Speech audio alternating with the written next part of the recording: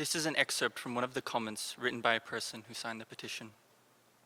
The revival of my heritage, the stability of my livelihood, and the freedom to believe in my spiritual faith.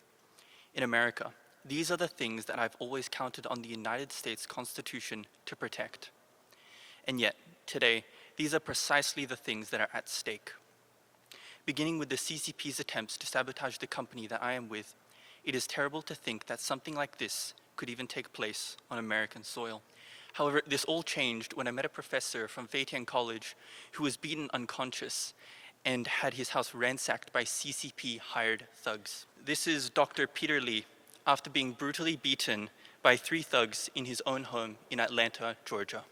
This showed me that even in the US, wherever you may be, even in the privacy and comfort of your own home, the CCP can attack you. This is another quote from a person that signed the petition.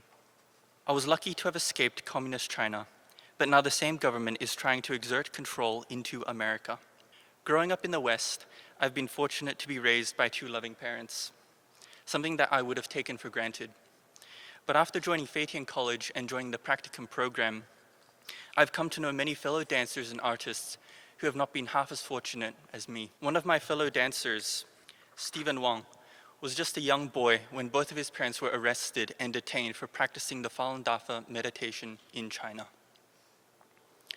For years, Stephen and his sisters could never see both their parents together, because as soon as one of them was released, the other would be detained again. Later, Stephen finally got the opportunity to flee China and join Shenyun, where he could use his talent in dance to tell his story and show the world the atrocities of the CCP, all in hope that one day his family would be freed.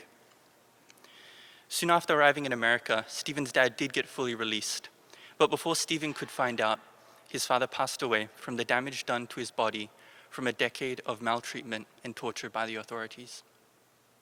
Stephen never got the chance to see his dad before he died, and his mom is still suffering persecution there today. If Stephen tried to visit her in China, he would no doubt be immediately arrested, just like any of us would be.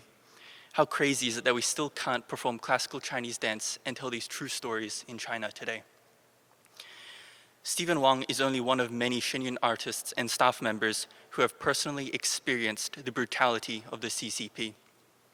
Every day I'm honored to be surrounded by fellow artists who are using their artistic excellence to stand up to the CCP's malicious acts to save their friends and family. This is the Shenyun I have come to know and am proud to be a part of. Thank you.